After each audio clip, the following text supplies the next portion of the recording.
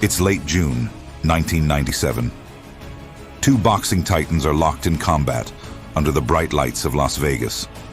The air is thick with rage, revenge, and history in the making. Evander Holyfield is the reigning champion. Mike Tyson, once the most feared fighter alive, is desperate to reclaim his crown. This is round 3. The world is watching. In the previous round, a clash of heads left Tyson bleeding over his right eye. He complained to the referee, Mills Lane, but was waved off. Now his frustration burns like a storm. The bell rings for round 3. Tyson comes out without his mouthpiece. Mills Lane shouts at him to put it back in. Tyson does, and the fight resumes. Seconds later, the unthinkable happens. Tyson lunges forward, clinches with Holyfield, and sinks his teeth into Holyfield's ear. Holyfield jerks back in agony, clutching his head as blood pours down his cheek. The crowd is stunned. Commentators are shouting in disbelief. On the canvas, a piece of Holyfield's ear lies in a pool of sweat and blood. Referee Mills Lane explodes in anger. "He bit his ear. He's out!" he screams, disqualifying Tyson on the spot. Chaos engulfs the arena. But how did we get here? To one of the most infamous moments in all of sports. To answer that, we need to step back and remember who these men were and why this fight mattered so much. Mike Tyson wasn't just a boxer. He was a cultural icon of destruction. At just 20 years old, he became the youngest heavyweight champion in history. His first 19 fights, all knockouts. The world trembled at his name. By 1996, Tyson had returned from prison, reclaiming the heavyweight title. The king was back, or so it seemed. Enter Evander Holyfield, a warrior many thought was washed up, past his prime. An underdog.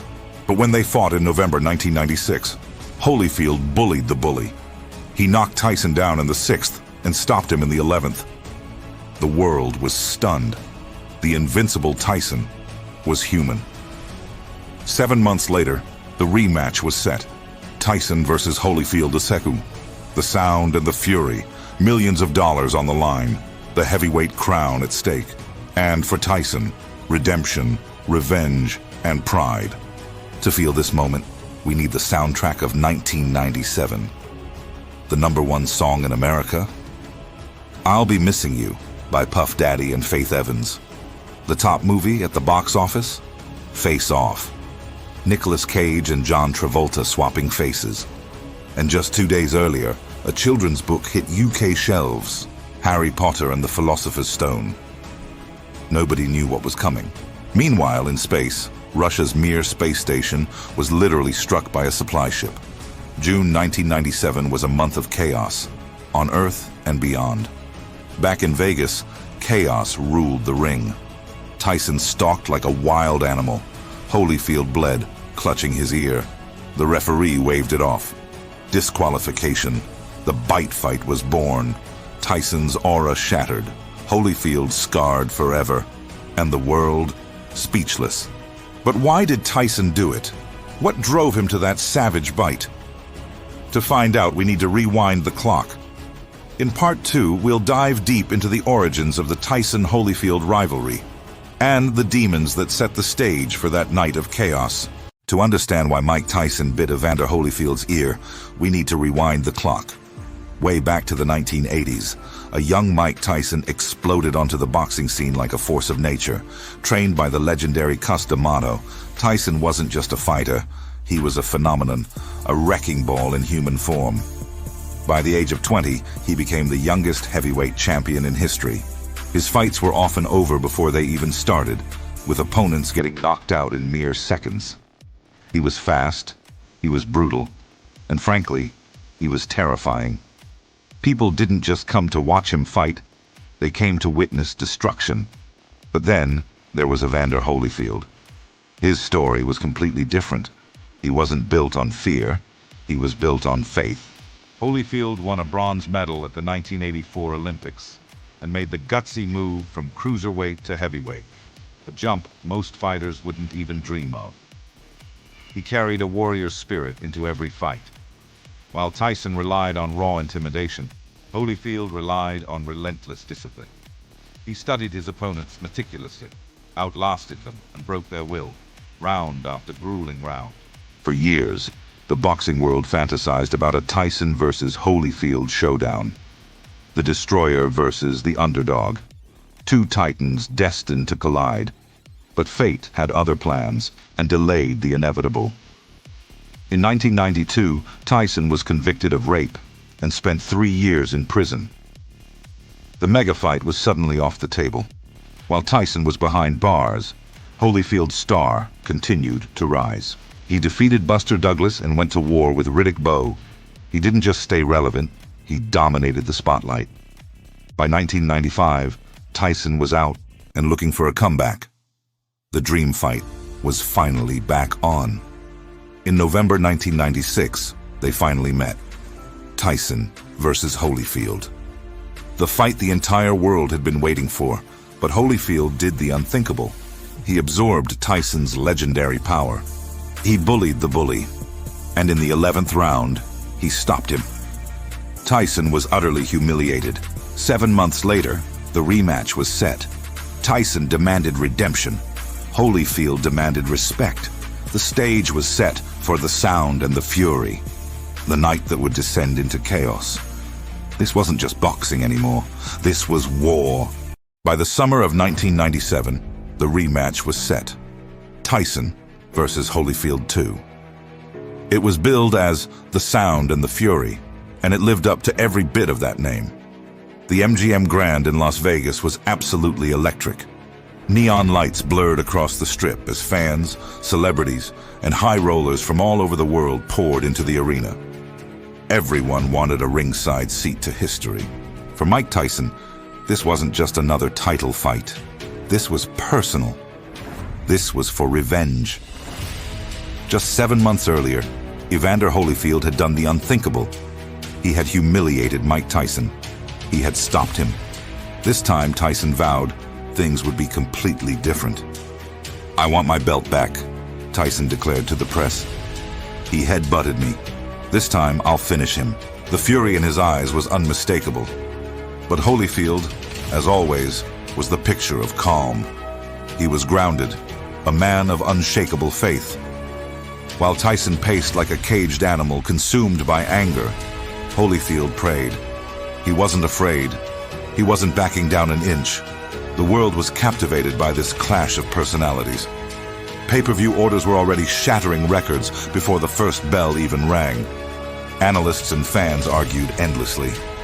Was Holyfield's first victory just a fluke, or had Tyson's legendary mystique been broken for good? Tickets sold out in a matter of hours. Actors, rappers, athletes, politicians, you name it, they were there. This was more than just a fight. It was a cultural spectacle of the highest order. All across Las Vegas, slot machines clanged, paparazzi cameras flashed, and limousines lined the curbs for miles. But in that moment, all eyes, all the attention of the entire world, were fixed on just two men. Minutes before the fight, in the locker rooms, the contrast couldn't have been more stark. Tyson shadowboxed, a whirlwind of muscle and coiled fury, radiating an intensity that could be felt through the screen. In the other room, Holyfield knelt in quiet prayer, serene in his belief, a pillar of tranquility in the heart of the storm. That night, nearly 2 million households bought the fight, making it one of the biggest pay-per-view events in boxing history. The world was watching, but no one, absolutely no one, could have predicted what was about to happen inside that ring. June 28th, 1997, Las Vegas. The event was billed as the sound and the fury, and it would live up to its name in ways no one could have imagined. Inside the MGM Grand Garden Arena, a crowd of over 16,000 buzzed with an electric energy. The lights dimmed, camera flashes popped like fireworks, and the air was thick with anticipation. Then, a familiar figure stepped into the center of the ring. Michael Buffer, crisp in his tuxedo, leaned into the microphone. His voice, a force of nature, boomed through the arena. Let's get ready to rumble. The entire building erupted in a deafening roar. In one corner, there was Mike Tyson.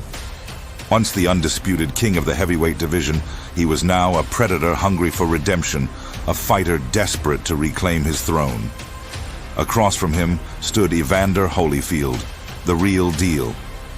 Where Tyson was pure fury, Holyfield was a pillar of calm, a prayerful warrior, utterly unshaken by the storm before him. This wasn't just a fight. It was a clash of titans, a collision of worlds. The bell for round one rang, and Tyson exploded from his corner like a cannonball. He was all aggression, all power, unleashing a barrage of haymakers. But Holyfield was ready. He weathered the storm, absorbing the initial onslaught. His strategy was brilliant in its simplicity: lean in, clinch, and counter. He frustrated Tyson, making the fearsome puncher swing at empty air, smothering his rhythm and planting seeds of doubt. Then came round two. In a clinch, their heads clashed. A gash opened above Tyson's right eye, and blood began to trickle down his face. Tyson, incensed, spun toward referee Mills Lane, screaming, "Headbutt!" It was a headbutt, but Lane was unmoved, waving him to continue. You could feel the atmosphere shift in that moment. The controlled chaos was giving way to something raw and dangerous. Tyson was losing his composure. The bell for round three signaled the beginning of the end.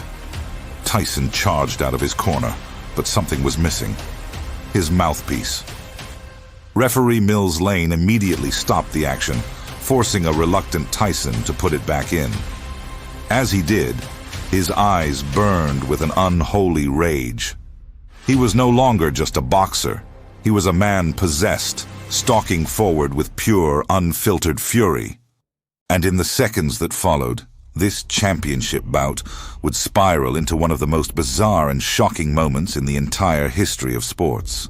June 28, 1997. The MGM Grand Garden Arena in Las Vegas. The impossible has just happened. In the third round of one of the most anticipated rematches in boxing history, Mike Tyson has just bitten Evander Holyfield's ear. Holyfield jumps back, spinning away, a raw scream of pain tearing from his throat. You can see the shock and agony on his face. Blood streams down his cheek and neck. The crowd of thousands collectively gasps, a wave of horror and disbelief washing over the arena. For a few heart-stopping seconds, nobody can quite process what they've just witnessed. It's surreal, it's brutal, it's unlike anything ever seen in a modern championship fight. Referee Mills Lane, a veteran of countless brutal bouts, rushes in between the two giants. His voice, usually calm and authoritative, cracks with pure astonishment and fury. "He bit his ear. He's out," he yells, signaling to the judges. On the canvas, a small, gruesome piece of Evander Holyfield's ear lies in a pool of sweat and blood. It's a shocking, visceral symbol of how far this fight has spiraled out of control, from a sporting contest into something primal and dark. Tyson isn't backing down. He stomps around the ring in a terrifying fury, his eyes burning with an unholy rage. He's screaming at Holyfield's corner, trying to get at him, demanding the fight continue. He looks less like a disciplined boxer and more like a man completely unhinged. The ring, usually a sacred space of combat, dissolves into pure chaos. Trainers are shouting, security personnel are scrambling through the ropes, and officials are desperately trying to keep the two heavyweights apart. In Holyfield's corner, the doctor is working frantically, pressing a bloody towel against the ragged wound. Holyfield's team is pleading with the officials, demanding the fight be stopped. They know their fighter is injured, and the situation is too volatile. Meanwhile, Tyson makes another attempt to lunge at Holyfield. It takes multiple security guards and his own cornerman to physically restrain him. The crowd, already on a knife edge, erupts. A torrent of booze rains down, followed by trash, cups, and drinks, all hurled towards the ring in a show of disgust. Finally, referee Mills Lane has seen enough. He waves his arms decisively. It's over. Mike Tyson is disqualified. By rule, Evander Holyfield retains his WBA heavyweight title. But there is no victory celebration, no raising of the belt in triumph, just pandemonium. Holyfield is rushed out of the arena under a heavy guard, clutching the side of his head, his face a mask of pain and bewilderment. Tyson has to be physically held back by a wall of security, his eyes still wild, shouting threats as he's escorted away. The fight that was supposed to be the sound and the fury, the fight to settle a legendary rivalry, has instead descended into sheer infamy. The bite fight is born. And in that one shocking moment, the sport of boxing was changed forever. By sunrise the next morning, the world had its headline, Tyson bites Holyfield. 3 simple words that would shadow Mike Tyson for the rest of his life. Every single news outlet grabbed the story. CNN, ESPN, your local paper. It didn't matter. The fight wasn't just sports news anymore. It was front-page news across the entire globe. Suddenly, people who had never watched a single round of boxing knew exactly what had happened in that ring. Amidst the chaos, Evander Holyfield, ever the picture of calm, faced the media. With a bandage covering his ear, he spoke with incredible grace, saying, "I forgive him. I don't understand it, but I forgive him." Holyfield left that press conference as both a champion and a victim, earning praise for his unbelievable composure. Tyson, on the other hand, was furious. He ranted to reporters, claiming Holyfield had been headbutting him throughout the fight. He insisted he was the one who had been wronged, but at that point, the world had stopped listening to his side of the story. The Nevada State Athletic Commission acted swiftly.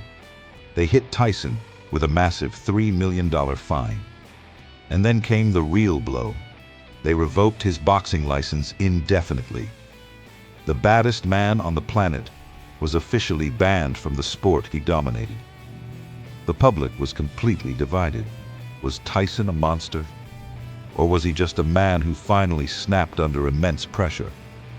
Late-night comedians had a field day, turning the incident into punchlines. Newspaper cartoonists drew him with vampire fangs.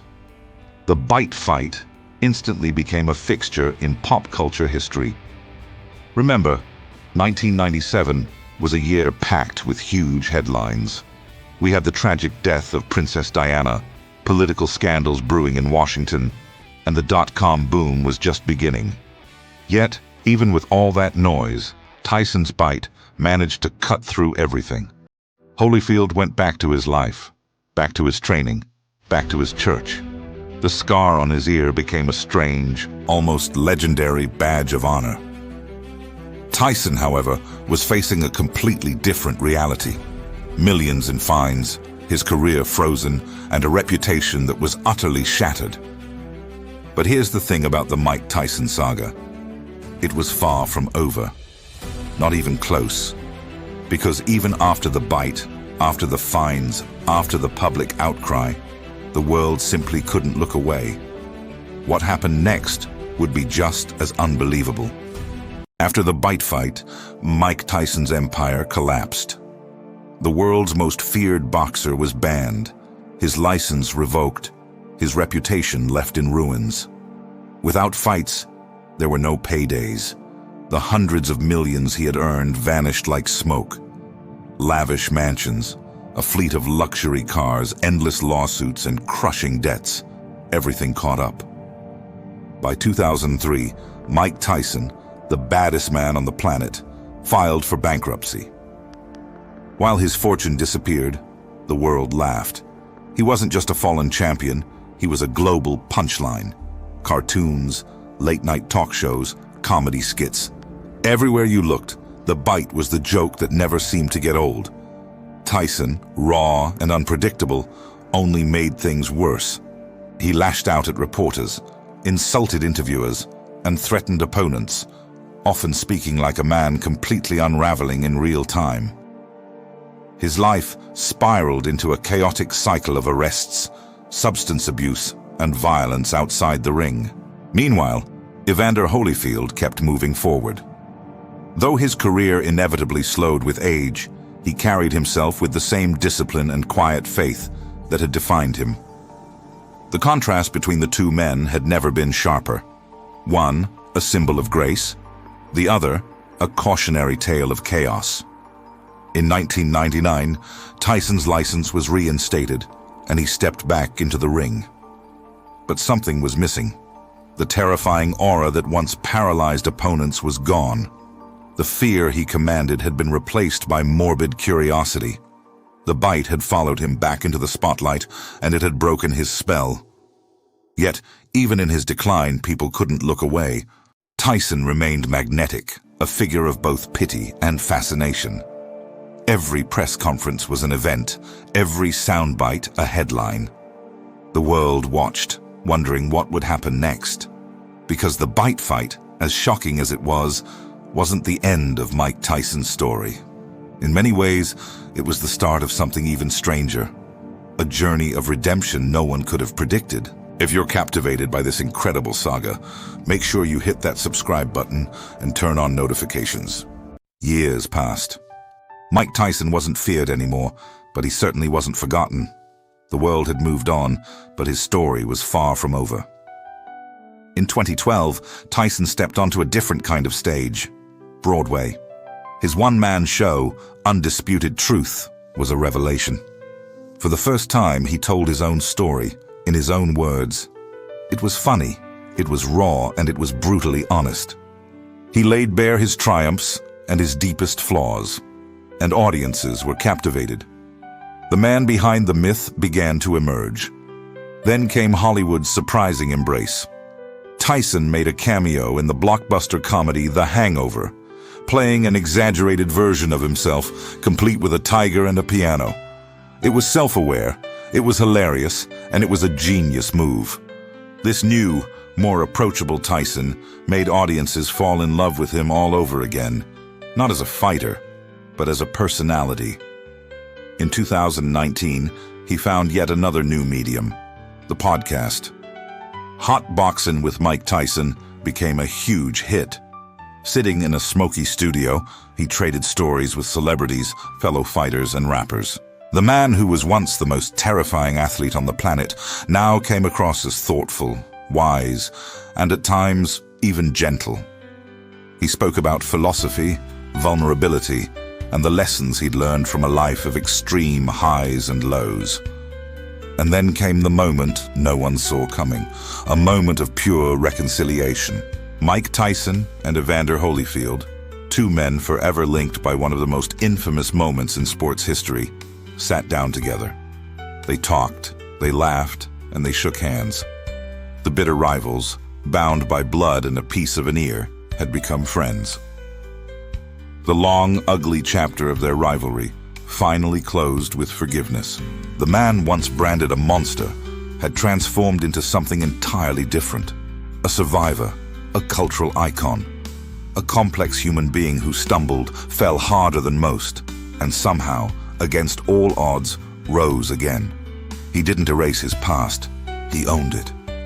Evander Holyfield's ear still bears the scar from that night, a permanent reminder of the chaos. But Mike Tyson carries something too, a story of redemption. He proved that it's never too late to rewrite your own narrative. Today, the bite fight is more than just a moment of disgrace. It's a symbol of madness, transformation, and the unpredictable nature of life. It is a story that reshaped not only boxing, but also left a permanent mark on pop culture. The night Mike Tyson bit Evander Holyfield will live forever in sports history, not just as an act of infamy, but as one of the most surreal and unforgettable moments of the 1990s, a testament to the wild, complicated, and ultimately human journey of Iron Mike. Thanks for watching. If you enjoyed this story, don't forget to like, share, and subscribe for more deep dives into the moments that shaped our world. See you next time.